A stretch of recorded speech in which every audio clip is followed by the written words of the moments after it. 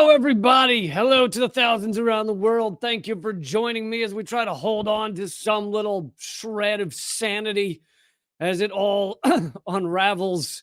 As Israel continues to just commit war crime after war crime after war crime.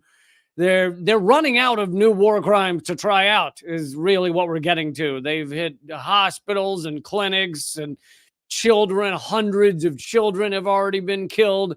They've got hostages, and they've hit elderly, and they've assassinated over a dozen journalists.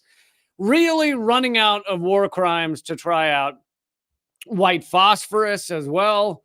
It really is horrific what is going on, but I'm going to bring you more details.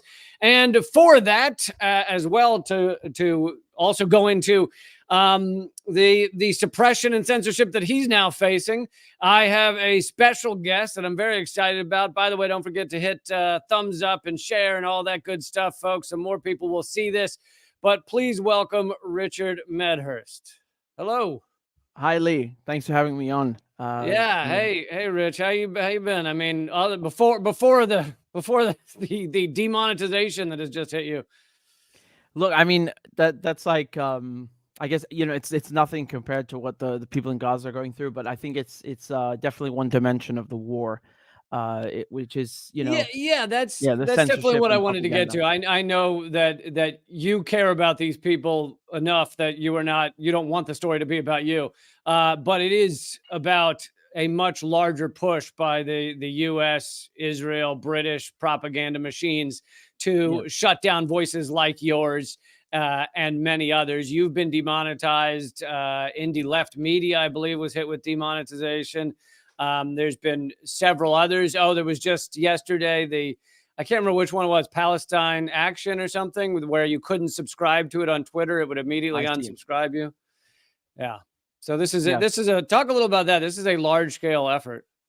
Yeah, I mean it's nothing like how can I explain this? Because in England, especially with Jeremy Corbyn and when he became Labour leader for a few years, there was a huge push to you know get him cancelled, have him kicked out of the Labour Party. So they not only successfully demonized him as a quote unquote anti-Semite in the media, which is ridiculous because the guy's been like literally fighting against apartheid and racism his whole life. But then Yeah.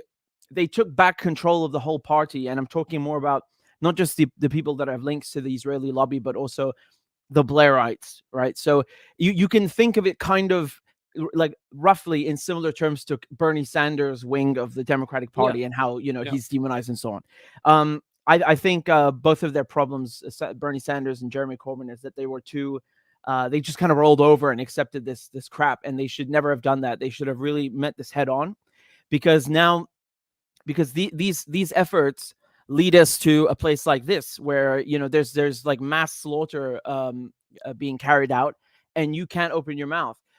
Even calling for a ceasefire is now considered to like you're sympathizing with Hamas or something, which is insane. It's like they've equated and again, this goes back to 9/11 and all the Islamophobia. It's like all Arabs are Muslims and all Muslims are terrorists and all terrorists are Hamas, and it's like throwing everybody into one basket. And never mind the collective punishment in Palestine. But definitely they're trying to criminalize this in Europe, and you've had people in France. Activists, politicians who've had their houses being raided by the police and accused of quote unquote terrorism because they support the Palestinians, not Hamas, the Palestinians. In Germany, in England, they've tried to ban protests, and in France as well, they tried to ban protests. In England, it's a bit better than France and Germany, but it's still, it's still bad in other ways because the Home Secretary, for example, they prescribed Hamas as a quote unquote terrorist organization 2 years ago. And so now if you say, I don't want Israel to bomb Gaza, they can just assume that you're supporting Hamas, and make these ridiculous links. You So, have to endorse the bombing of babies to be okay in their view. right, right. That's basically it. And the funny thing is that this is the second time I've got my channel demonetized, and the first time was in 2020. And surprise, surprise, back then I was talking about the Abraham Accords and this plan that Netanyahu had to snatch up more of the West Bank. And so all of a sudden I got hit with demonetization. And I think because people got so angry on Twitter, they had to back down. But now they're being so just overt with their censorship. They don't even care. You can't even shame them into behaving properly, so these are European values. This is European free speech. You either like Israel or we will take away your job and your censor you and so on. And something else people need to know about demonetization is that, yes, it's intended to stop many voices from being able to make a living. That is an important goal of theirs. But it also, the algorithm is far less likely to recommend to people videos that are not going to make money for YouTube. So if there's no ads on videos, then the algorithm, it doesn't mean it won't exist, but it's far less likely to be shown to people. So this is a form of suppression that goes far beyond just monetary. Yeah, exactly. The main concern that we all have as journalists is getting the story out, making sure that people hear it, that they are aware of what's going on, what's happening. And by demonetizing, as you said, they make sure that people don't see the video in the first place. So they hamper you from getting the truth out to the people, which is the main objective. And it was already bad, even when you had monetization, you know that as you yourself and everybody else in independent media, we know that our videos are not showing up in the search. They're not being recommended enough as they should be, and they're always favoring corporate media. So now it's like you get twice as screwed, and the story gets twice as screwed. So let's get into some of the most important aspects of this right now. I mean, there's been some of this. I don't know if it's coming up on 2 weeks, but some of the deadliest days have just happened. 500 people, and I think one murdered in one 24-hour period. Over a third of these are children. Half of all Palestinians in Gaza are under 18, so half of them are children to begin with, and an aspect that I wanted to highlight here is there's obviously been a lot of talk about hostages because of Hamas taking hostages, but not a lot of people seem to be mentioning that Israel now has 10,000 hostages. Yeah, they've got 10,000 Palestinians in their prisons, almost all of them without charges or any kind of ability to fight it or get out, and so Israel's got 10,000 hostages. Yeah, no, I would say even 2 million if you count the people in Gaza. It's well, yes, if you count the entire open air prison, right? Right, exactly. And so the way Israel works is very funny because they don't even have something that mimics British colonialism. They straight up ruled in their Supreme Court in the 80s that they should use a British law from when Palestine was still a British mandate, which is called administrative detention. And so what this means is that the army can arrest you, a civilian, right? They can arrest you and try you in a military court, which is a war crime. And then they move you around from one territory to the next, another war crime. And then they put you in prison for 6 months at a time without even telling you why. You are literally not allowed to know why you're in prison, and neither is your lawyer. It's because it's quote unquote classified. And then every 6 months, they can just renew it. And so you have people who've been in prison for like 6-7 years and they don't even know why. And some of them they go to prison for 2 years, they leave, and then just randomly Israel comes, arrests them again without telling them why a second time, and puts them in prison for more years. Like at any moment, you have had entire families, the children, the women, all of them arrested for, they don't even know why. I mean, this is screwed up on another level. You've got a 1,100 Palestinians right now that are in prison and they don't even know why. I mean, this is, as I said, it's not only a war crime, it's morally reprehensible, and honestly, the 200 hostages that Hamas took is because of Israel kidnapping Palestinians. This is a response. It's not a random aggression. They didn't just wake up one day and decide to paraglide and take people into Gaza for no reason. This is a response to administrative detention. It's a response to the concentration camp, the conditions that people are put in Gaza. So, Hamas exists in the first place because of Israel, because of what it does to Palestinians. And the Israelis, as I said, this administrative detention is a British colonial law from the Mandate times. And the Israelis' logic is that, well, the emergency powers, which include administrative detention, were published in the Palestine Gazette. And because the empire was falling apart and Britain left, and because Britain didn't state in the same publication that now the laws are rescinded, that therefore they are still in effect. So in Israel's view, these British laws are still in effect since almost 100 years, and they should use them to just kidnap Palestinians whenever they like. I mean, this is like next level lawyering. It's something else, really. So yeah, people should be aware of that. They should be aware of the actual hostages who've been suffering and languishing for years in prison and decades in this concentration camp. Those are actual hostages.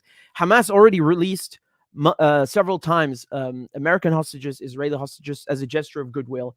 Did Israel stop bombarding Gaza? Did they de-escalate? They're not interested. Hamas even offered them hostages for free with no strings attached, and Israel said no. I mean, it speaks for itself. It speaks for itself. Yeah, because in many ways, this is Israel's doing something they've wanted to do anyway. I was suggesting, I don't know that we have evidence of this, but considering the level of surveillance that Israel is involved in, that they may have known something was going to happen, and they figured, maybe they didn't know it was going to be anything this size or whatever, but they figured it'd be useful to be able to just completely obliterate Gaza, which seems to be what they're doing right now. Can you also talk about the kind of what's going on in the region? Israel's attacked, but they've attacked 4 countries over the past 2 days. The one hit on Egypt was supposedly accidental, right? But something tells me it was a shot across the bow to tell Egypt to stay in line. Exactly. But yeah, talk a bit about that. Yeah. I'll just add one thing. Anything is possible, really. Anything is possible. So it is maybe true that Israel knew something was going to happen and they let it happen. But I think it's fair to say that in most likelihood they were arrogant. They underestimated their quote unquote enemy, and Hamas. This was a massive intelligence and military victory for Hamas and a failure on Israel's part, just like the Tet Offensive in the Vietnam War. Also caught the Americans by surprise. It happens. I think it kind of shows how ridiculous the Israelis are. They're more of like a paper tiger, and the only thing they're good at is bombing civilians from the sky where no one can fight back. They still have refused to go into Gaza and fight a ground war because they're afraid of actually facing an enemy. Yeah, I've heard other well-informed people like Scott Ritter say that Israel's military is not set up for some sort of ground invasion, which also would speak to, I hope it doesn't come to this, but it would seem to add credence to Seymour Hersh's article saying his internal Israeli sources say that Israel's next move might be to actually increase the size of the bombs they're dropping up to the level of the Moab, the mother of all bombs. Apparently, they have several of those, which has only been dropped by Donald Trump, I think, once. It's the largest non-nuclear bomb in existence, and it was sold to them or given to them by the United States. So that's why they have such things. I mean, I obviously hope that is not the next step, but that's what Seymour Hersh was hearing. But anyway, back to the regional aspects. Yeah, the thing is that Israelis, they are not the same as they were like in 20 years ago or at the end of the 20th century, because as they have gotten weaker, the resistance axis. So these are the countries like Iran, Iraq. So when I say Iraq, I mean the Popular Mobilization Forces, the PMF, Syria, Yemen. And even Venezuela. Some people include Venezuela. So and of course, this includes Hezbollah in Lebanon, and it includes Hamas and the other Palestinian resistance groups. It's better to think of these as one cohesive unit now, because you are seeing, and you saw how at the same time they were firing at the Israelis from Syria, from South Lebanon, so Hezbollah, and also from Gaza. With Hamas. So this is coordinated. And you've seen also, for example, PIJ fighters or Hamas fighters going into South Lebanon which is Hezbollah's turf, using that to stage attacks. This is coordinated now. and this shows that Israel has failed in its goals to weaken any of these groups, right? And the fact that all of these entities, so whether it's Syria, which is a secular country, or it's Iran, which is an Islamic republic, or Hamas, which is Sunni, they're all working together, right? And the stupid thinking in the West is usually that, oh, there are Sunnis and there are Shias and they hate each other, which is complete utter nonsense. And this is proven by the fact that Iran works with Hamas. Hamas is Sunni, right? So if there's beef between these two factions, why would they work together? So I just wanted to underscore that. But this is very problematic for Israel because now they could be stretched between three fronts at a moment's notice, and they are being stretched because they had to send forces up to the north to deal with Hezbollah. And while dealing with Hezbollah, they managed to, of course, kill some a Reuters journalist and injure others, which is we should all applaud them for this brilliant brilliant military achievement. Yeah. So even the Houthis in Yemen were firing rockets, and in Iraq, the Popular Mobilization Forces, the PMU or PMF, they attacked American bases. So usually, the Americans, they have bases in Syria, they have bases in Iraq under the guise of fighting ISIS, and they are constantly under attack from the Popular Mobilization Forces, or you could just say the resistance axis.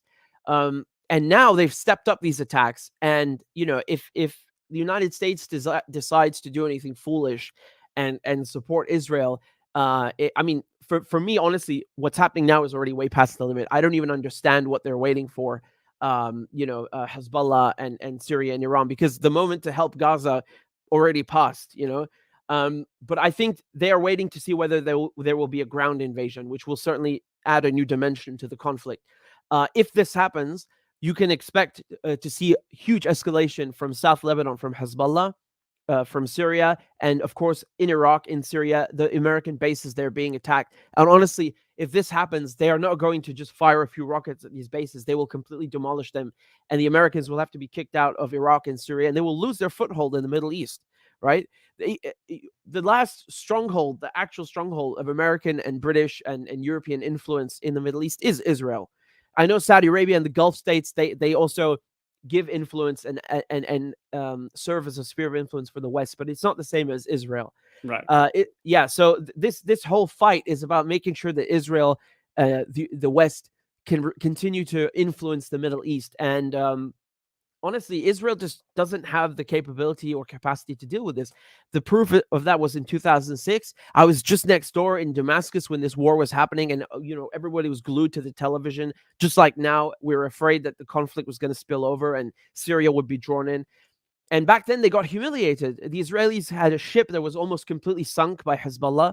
Hezbollah doesn't even have a navy. And they were able to almost sink an Israeli ship. They had all these weapons that the Israelis couldn't even have imagined. Now this is, a tenfold. They have tenfold the amount of weapons and expertise that has been given to them by Iran.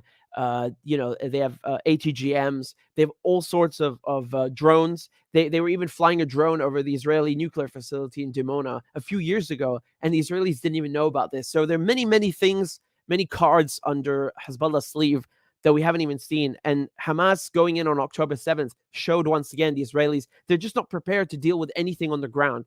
And the only thing they're good at is dropping bombs from the air where no one can fight back. So, if they want to do a ground offensive and they think that that's going to save them, I beg to differ. In these last couple of minutes that I have you, is there any other aspect of this that you think is truly getting covered horribly or not covered at all by your mainstream media? I mean, yeah, so most of it, but yeah, most of it. I think it's funny in England because the BBC were getting a lot of heat because they weren't calling Hamas a terrorist organization. they were certainly portraying them as weren't going far enough. Yeah, they were certainly portraying them as one. Make no mistake, they know how to do this well. But they were calling them militants or gunmen and so on. And, this, of course, angered the Jewish, I should say, Israeli Jewish lobby. We should all remember that Jews are not Zionists and Zionists are not Jews. These are the same thing. Right. I've done a lot of talking about that. Yes. I'm a Jewish anti-Zionist. Right. But and just the other day we covered the fact that actually there are far more Christian Zionists just within the United States than there are Jews in the world. So this is shocking. this honestly. imperial project is, it has more to do with U.S. empire and It a does. Christian, supremacy almost than it has to do with your average Jew. So Yeah, yeah, and honestly, I don't understand how evangelicals can look at this and think like, yes, this is very Christian to just bomb civilians, or even destroy the oldest church in Gaza. Very yeah, Christian value. I really yeah. I'm bewildered by this. But yeah, so honestly, this it's funny watching them give the BBC heat, and also I just mentioned the hospital and the church. These two things that now they're saying that it was like Hamas who fired a rocket. I mean, please, I wish they would stop just quoting the Israeli foreign ministry as like a valid source. It's just not. They want to come and make us believe that Hamas accidentally killed 500 people. How come this has never happened? Hamas fire rockets all the time, right? Logically, so how come they've never killed 500 people in one go before? And I'd and, really and like someone to also explain. the idea that it's so crazy that Israel would have bombed a hospital. They've bombed over a dozen hospitals over the past 10 Right, years. right. It's an Israeli tradition, or Yeah. you know Yeah. yeah. So it's like it's not out of the ordinary or something. It's just like it wouldn't be out of the ordinary if Britain or the United States drone striked a wedding or something, because that's unfortunately what we do. It's disgusting. So I just wish people would use their common sense, because we expect the media to lie, but we should just kind of exercise some critical thinking skills. But I think the media, they try to dumb people down on purpose, and this issue is no different than the Ukraine issue or any other major war like Iraq. It's always trying to portray things in simple black and white. Like we are the good guys. We are the cowboys, and they are the Indians. They're the bad guys. It doesn't work like that. And you don't have to like Hamas or care about Hamas to just know that, look, the Israelis are they've crammed 2 million people in a concentration camp. What they're doing is wrong, and we are supporting that. Our governments are supporting that. We have to stop this. It's simple. You don't have to like Hamas. You don't have to like the Taliban. And again, these groups have nothing to do with each other, but we've constantly portrayed them as like being the arch enemies. They don't care about us. What has Hamas done in Britain? Have Hamas ever attacked someone in Britain? Hamas don't go around asking YouTube to take down my videos or take down your videos, or try to censor people. So Israel is extremely anti-democratic and against journalists and media, and I wish people would also understand that. Do you feel like the propaganda line is breaking? As we see millions around the world coming out to pro-Palestine marches and protests and everything else. I think it's amazing to see that. At the same time, I'm also skeptical of these filter bubbles where, on my Twitter, it seems like everybody supports Palestine. And I have no doubt there's many people around the world who have never heard of anyone who supports Palestine. So, but does it feel to you like something's changing? Honestly, I wonder these about these same things, Lee. And I do think it's changing because people we see larger numbers of people coming out to protest. This is an issue that's been going on for many decades now. So it's people have had time to study it, to learn about it, I hope, through other mediums, right, and not through the mainstream media. So given the numbers of people who protested in London, it was 100,000. It's reminiscent more or less of the Iraq war, where you had 1 million. Obviously, it's 10 times the number, but it's a lot to see 100,000. It was 70,000, then 100,000. And in Paris, you're also seeing lots of people come out, in Sydney. So I like to think that it's changing. And also, if we remember these NGOs like Amnesty International, they now openly say Israel is an apartheid state. This is also a sea change that we just didn't have until a few years ago. But on the ground, I don't know if anything's changing. Once again, I'm going to ask, like, where are the Arab countries? Saudi Arabia is now normalizing ties with Israel. So that's actually going in the opposite direction. It's not getting better, or people are becoming wiser. The Saudi crown prince and the government feel emboldened. They think they can do this. I know they've put it on hold for now, but when this war is over, I think they're going to go back to doing that. And so that's not good. I think people in Arab countries need to also make their governments do something, because Saudi Arabia could, if they turned off the oil tomorrow morning, the United States would get Israel to stop, and that's it, period. So they have tools that they can wield, and they're not doing that. But that, it goes without saying, most people in the Arab countries know what's happening. They know the truth. And even if their governments in Bahrain or in Saudi Arabia want to normalize ties, they don't support that. Whereas here, in the West, I really don't know what we can do. People protest, they don't care. They maybe or they ban the protests. We report about it, they don't care, or they ban us from reporting. I really don't know what it's gonna take. You would think that all these thousands of people dying is enough to wake people up, but it's not working. But I hope it's going in the right direction, because people in Gaza, they can't wait for us 1,000 years to finally wake up and stop the U.S. and Britain and Israel from murdering them. So yeah. Yeah, I agree with all that. Well, thank you so much for being here. How can people continue to follow your work now that you've just had this strike against your show? Yeah, so usually I would plug the YouTube, but I'm going to do the Rumble, I suppose. So it's rumble.com/Richard Medhurst, and people can also support on patreon.com/Richard Medhurst. My website is richardmedhurst.com. So yeah, and thank you for having me on, Lee. And tweet at everybody, tweet at YouTube and tell them that they're insane. Thank you. Seriously, please do that. Please do that. Censoring a very important voice. Thank you, Richard, so much for being here, and I hope to talk to you again soon. Likewise. Thank you, brother. I appreciate it. Bye-bye. All right, that was Richard Medhurst. Always very informed on these, always doing on these topics, doing great work. Please, everybody, take a second. I got a lot more for you. Please take a second to click subscribe, click share, click thumbs up. If you are at Rumble, please click follow and then click the bell icon so that you will get emails about my live streams. I live stream 4 days a week: Monday, Tuesday, Thursday, Friday at 3 p.m. Eastern, and always often have pretty cool guests on here like Richard Medhurst. So thank you all for being here. Okay, let's move on. Although I do, before we kind of get to other topics, I do want to reiterate some of what I just mentioned there with Richard. Everyone's talking about the hostages that Hamas has taken, and that is something that should be talked about. I'm not saying don't, but let's remember that Israel has now doubled the number of Palestinian hostages they have. And this is not actually counting Gaza as a prison, which it is, but this is literally the number of people that Israel has kidnapped. And in fact, even in this photo that Al Jazeera has at the top of the article, you see Israeli police arresting or stealing, kidnapping a child. That is clearly a young teen at max that they have grabbed there.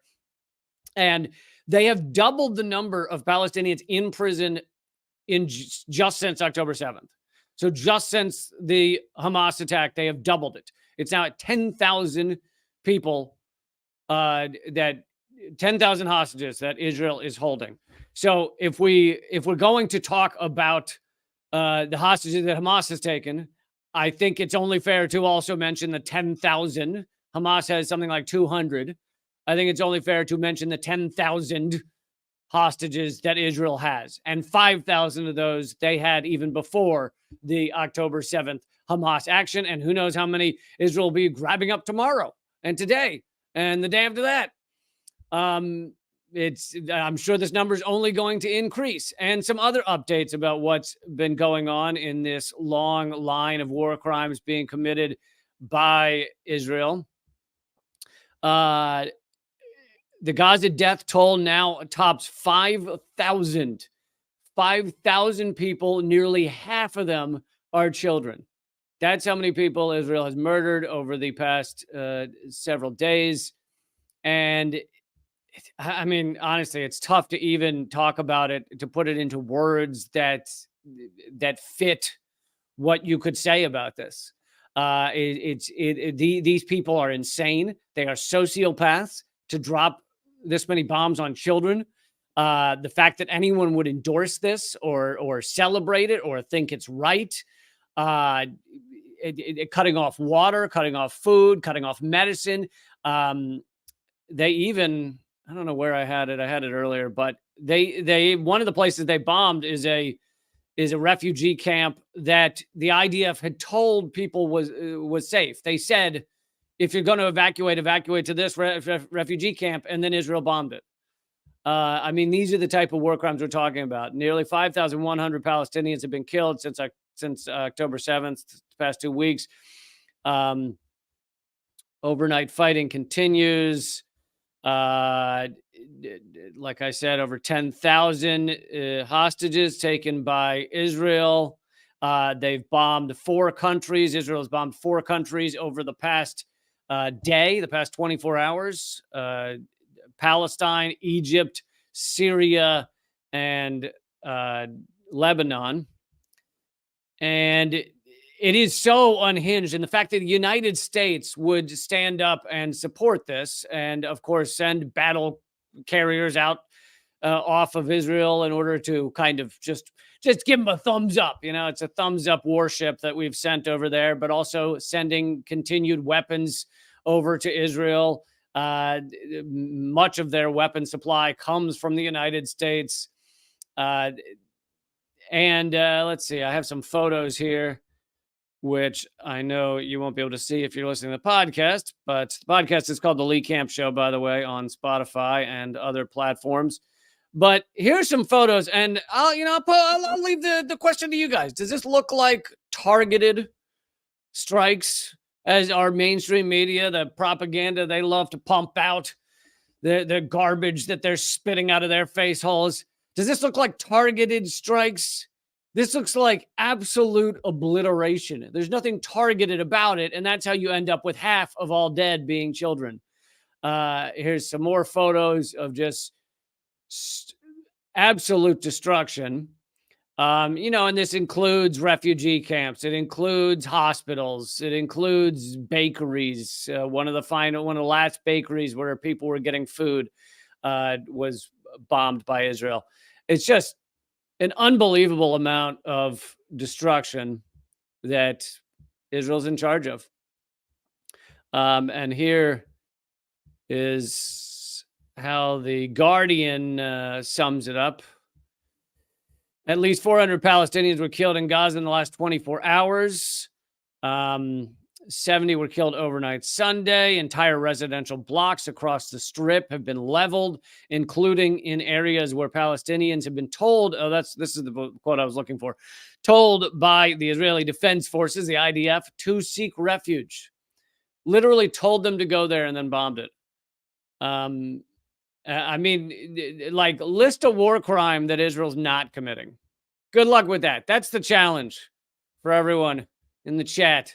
Try and find a war crime that Israel is not committing right now. Truly unbelievable. And of course, you don't get nearly enough of this from the mainstream media. I mean, some of them may cover some of this, but they're then putting it's like 3 we support Israel stories, followed by 1, perhaps the civilians in Gaza deserve some water, story. So it really is like a 3-to-1 ratio they try and hit there on the propaganda supporting Israel front. And then, of course, you have the suppression and the censorship that many of these online independent voices have been facing recently. I just had Richard Medhurst on, who's been demonetized. Others have been demonetized. Here's an interesting one, though. Instagram says they're sorry for adding terrorist to many Palestinian user bios. Literally, Palestinian user bios, some of them, were being auto-translated, and Instagram was automatically throwing in the word terrorist into their bios. It was an accident. We were just, sometimes when you translate stuff from Palestinians, terrorist just seems to pop up. What can we do? Meta, which also owns Facebook, as you know, has apologized for adding terrorists to the biographies of some Instagram users describing themselves as Palestinian. Meta said it fixed the problem. Oh, what a glitch. What an interesting glitch to have there. That briefly caused inappropriate Arabic translations. We sincerely apologize that this happened. The platform has also faced accusations of suppressing content and voicing support for Palestinians during the Israel-Gaza conflict. Some users say they've been shadow banned. And see, that's the brilliance of shadow banning, as I've been shadow banned on just about every platform. I mean, even if you're watching me right now on my YouTube or on my Facebook, you are one of the few who got an alert. Most people do not. Most people are not shown the stuff I put up. But this is the brilliance of shadow banning, is, as this article says, some people claim they've been shadow banned. See how they can just dodge the actual reality that they are covering up entire viewpoints, which happen to be the truth, that they are covering up entire areas of thought and discussion. And you can't prove it because we can't see inside the algorithm. So therefore, me, when I say, hey, isn't that funny that since 2016, when I was gaining 5,000 followers a week on Facebook, I now haven't gained a follower ever since? Isn't that interesting? And then they'll go, well, Lee Camp claims he's been shadow banned. And yeah, I feel like there might be something up, but that's the key to shadow banning, is that they can always say, well, we don't have any proof of that. Some users say they've been shadow banned on Instagram over pro-Palestinian posts. This is when a platform, we don't need a definition. The users claim 24-hour posts on stories referencing the conflict have had fewer views than others. The tech giant acknowledged a bug had affected stories, but said it had nothing to do with the subject matter. Don't you love their bullshit when they just sling it at you like that?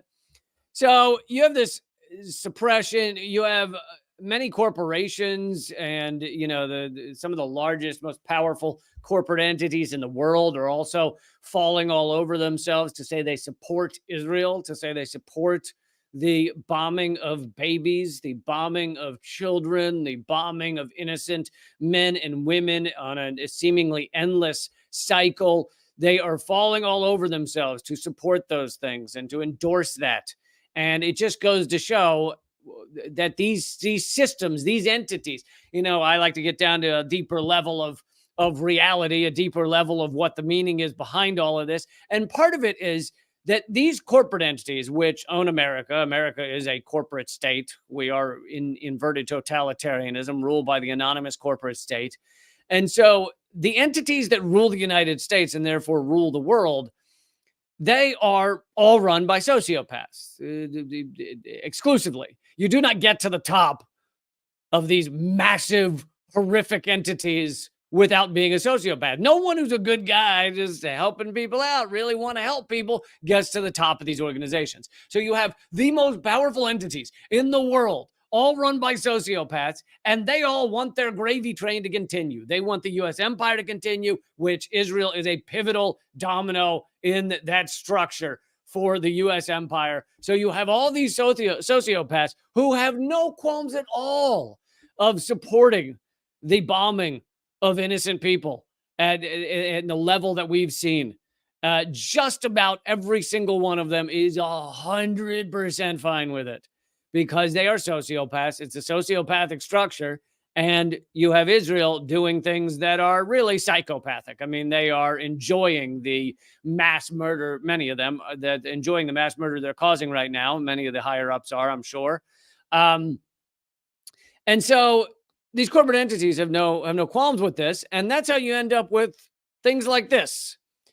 This is at a McDonald's, where McDonald's has changed the colors of their packaging. I assume it's not all McDonald's. This may be specific nations. It may be specifically in Israel, but still, McDonald's is not an Israeli company. They're not supposed to be. And they've changed the colors of their packaging to fit with the Israeli flag, to be blue and white with the Israeli flag, as Israel commits every war crime anyone could ever imagine. And here is someone complaining about this. I'm really upset. Yeah. I'm just really upset that I see this. So this, you're giving me a McChicken sandwich with this wrapping, supporting the killing of kids. And I hope you don't feel good about that. No, I hope tell my boss. If there's nothing no one can do. This No, is because what they it own is. 30 McDonald's. So Really? Yes. Yeah, I really hope somebody says something about Yes. this. Because it's not right. I'm gonna tell my boss. And I don't want to make a big deal. Yeah. No, it's okay. No, I understand. Okay. I was really shocked when I saw that. Yeah. And it really hurt my feelings. Anyway, and of course, this is just an employee at McDonald's. She doesn't make the decisions over for which war crimes McDonald's supports. But you know, I certainly understand why someone might feel the need to complain about that. Hey, you know, yeah, you're supporting the bombing of babies. Is that you guys cool with that? But hilariously, or ironically, I don't know. This bottom ticker on my screen, for those of you watching the video, I put kind of Onion-esque. I used to write headlines for the Onion, by the way. But I used to put, I started putting Onion-esque headlines in there. One of the ones, which isn't in there right now, but it was in there a couple days ago, which I thought was a joke. But obviously, this is how corporate America works. I wrote, Coca-Cola marketing team tasked with somehow making statement about Israel's war crimes result in selling of more Coca-Cola. And, you know, the joke was that as these corporations put out these statements on Israel and Palestine, they try and find ways that it can actually help their sales, even as they're like, oh, we hate to see so many people being killed. But also, Dunkin' Donuts, America runs on Dunkin'. So I was kind of making a joke, but as you can see with the McDonald wrapper, it wasn't a joke. That is reality. They legit go into a room. The marketers for these sociopathic entities go into a room and say, how can we want to show we stand with Israel, but also how does that sell burgers? Can we want to say we don't like shooting innocent people, but also burgers or nuggets? Is there a phrase that'll encapsulate all that? So yeah, it is reality that they are doing that. It's borderline hilarious, and then you remember all the carnage that is connected to all of this, and it stops being funny. All right, I want to bring you this WikiLeaks post from 2011. And I don't need to tell you that WikiLeaks is one of the best entities that has ever existed for actually revealing how our governments, including the government of Israel, how they actually work, the internal desires and motivations and machinations of these and ejaculations of these horrific corporate, like I said, entities like Israel and the United States. WikiLeaks revealed that to us, and that's why Julian Assange is locked up right now. That's why he had to be persecuted. That's why he had to be set an example of, because he revealed the actual inner workings of these entities, these states, these empires. So I'm about to reveal to you, or show you, I'm not the first to reveal it, a 2011 WikiLeaks leak, WikiLeaks cable about that leaked out of Israel and what they said they were going to do to Gaza. That and much more is at rumble.com/Lee Camp. Join me at Rumble. It's free to watch there. Rumble.com/Lee Camp. Free to join me over there. And it's the top video. If you go over there, rumble.com/Lee Camp. Join me over there. I'm going to get into that WikiLeaks story. I also have a bunch of other stories. I want to show you the climate defiance, the video climate defiance forcing the Fed chair to run from the room like a sad little scared child because someone dared call him to account on the climate destruction that the Federal Reserve and the United States are involved in. I'm going to bring you that at rumble.com/Lee Camp, as well as my locals page and other stories. So all that, don't miss it. Head it over there, rumble.com/Lee Camp. And if you're not going to make the jump over to Rumble or locals, then I hope you will still join my email. You can join the email at leecamp.com. A pop-up will ask you if you want to join the free email list. And also you can support my show at leecamp.net, which is the locals page. So, all right. Give me 1 second here. Rumble.com/Lee Camp. Someone's saying Rumble is frozen. Let me check and make sure it's not still frozen.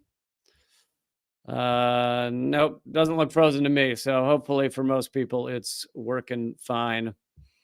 All right. Rumble.com/Lee Camp. And let me just cut off these extremes like sneezing while you're peeing.